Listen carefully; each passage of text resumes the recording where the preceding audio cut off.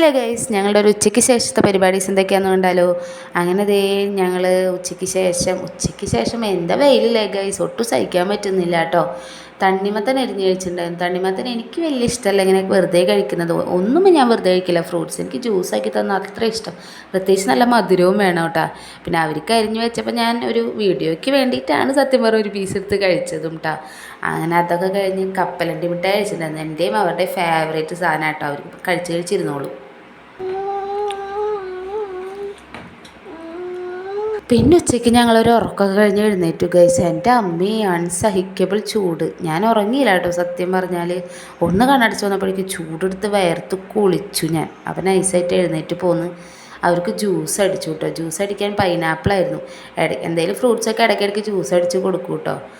അങ്ങനെ പൈനാപ്പിൾ അരിഞ്ഞ് കഴിഞ്ഞ ദിവസം അതിൻ്റെ ഒരു കഷ്ണം കഴിഞ്ഞ ദിവസം എടുത്തിട്ടുണ്ടായിരുന്നു. ഇന്ന് ബാക്കിയുണ്ടായ കഷ്ണമാണ് കേട്ടോ എടുത്തിട്ടുണ്ടായിരുന്നു. അപ്പോൾ ആദ്യം എൻ്റെ അടുത്ത് വന്നിരുന്ന ഓരോ വിശേഷങ്ങളും കഥകളും അങ്ങനെ ഓരോന്നൊക്കെ പറയുന്നുണ്ട്. അവനൊരു പീസ് കൊടുത്തപ്പോൾ അവന് യാമിക്ക് കൊടുക്കണം, ബാലയ്ക്ക് കൊടുക്കണം, അങ്ങനെയൊക്കെയാണ് കേട്ടോ. മൂന്നാൾക്ക് 3 കളർ കപ്പൊക്കെ ഉണ്ട് കേട്ടോ. അങ്ങനെ അതൊക്കെ അടിച്ച് ഞാൻ അവർക്ക് ഒഴിച്ചു കൊടുത്തു. പക്ഷെ നൈസായിട്ട് കട്ടകളുണ്ടായിരുന്നു. പിന്നെ ഞാൻ വീണ്ടും അത് തിരിച്ചൊഴിച്ചിട്ട് അരിച്ചിട്ട് പിന്നെ ഒഴിച്ചു കൊടുത്തു കേട്ടോ.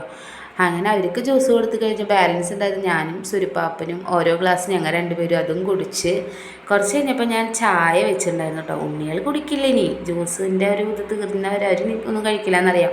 അതുകൊണ്ട് അവർക്ക് അങ്ങനെ ചായ പിന്നെ കൊടുക്കാറുമില്ല.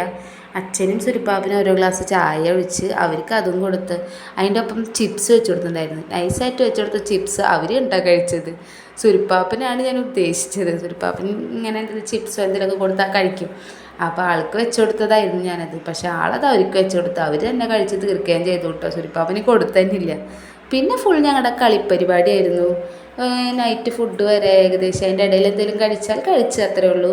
അല്ലെങ്കിൽ പിന്നെ ഫുൾ കളി തന്നെയായിരുന്നു കേട്ടോ. കളിച്ച് മുറ്റത്തും കളിയും. മുറ്റത്ത് അധികം കളിപ്പിക്കാറില്ല, വെറും മണ്ണിക്കളിയും. മണ്ണിൽ കണ്ടിട്ടുണ്ടെങ്കിൽ മണ്ണ് വാരി കളിക്കലാണ്.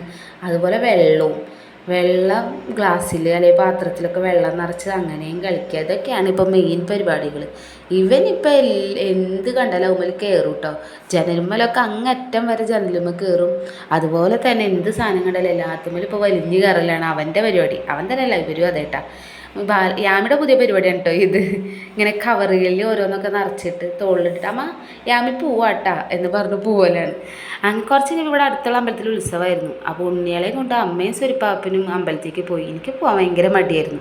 ഞാൻ എന്ത് ചെയ്തു, എൻ്റെ കുറച്ച് പരിപാടികളൊക്കെ ഉണ്ടായിരുന്നു കേട്ടോ. എനിക്ക് കുറച്ച് പരിപാടികളൊക്കെ തീർക്കാനുണ്ടായിരുന്നു.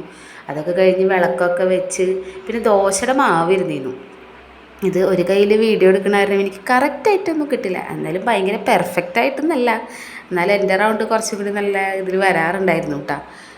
ഇത് മറ്റേ കയ്യിൽ ഫോണുള്ള കാരണം എനിക്ക് കറക്റ്റ് പറ്റുന്നുണ്ടായിരുന്നില്ല. അങ്ങനെ ദോശ ഉണ്ടാക്കിക്കൊണ്ടിരിക്കുന്നതിൻ്റെ ഇടയിൽ പിന്നെ ഞാൻ പോയിട്ട് കുറച്ച് പാത്രങ്ങളൊക്കെ കഴുകി സീരിയൽ കാണാനോടുന്നുണ്ട് അതിൻ്റെ ഇടയിൽ. പിന്നെ കുറച്ച് തുണികളൊക്കെ അലക്കിയ തുണികളൊക്കെ മടക്കി വെക്കാനുണ്ടായിരുന്നു. അതും കഴിഞ്ഞ് ഞാൻ എന്ത് ചെയ്തു, ചട്നി ഉണ്ടാക്കി. എനിക്ക് ഭയങ്കര ഇഷ്ടമാണ് തക്കാളി ചട്നി. അത് കൂട്ടിയിട്ട് നൈസായിട്ട് ഞാൻ 2 ദോശയും കഴിച്ചിരിക്കുമ്പോഴാണ് അവർ കയറി വന്നു കേട്ടോ. അപ്പോൾ ദോശ തരട്ടെന്ന് ചോദിച്ചപ്പോൾ വേഗം സമ്മതിച്ചു കേട്ടോ. 3 ആൾക്ക് ചെറിയ പീസ് ദോശയൊക്കെ ഇങ്ങനെ ചെറുതാക്കി പീസാക്കി ഇട്ട് കൊടുത്തിട്ട് അതും കൊടുത്ത് കുറേ കഴിഞ്ഞിട്ടാണ് പിന്നെ ഇത്തിരി കഞ്ഞി കൊടുത്തു. അവരങ്ങനെ കഴിച്ചൊന്നുമില്ല, കുറച്ചൊക്കെ കുടിച്ചു. പിന്നെ നൈറ്റ് കിടന്ന് ഉറങ്ങി.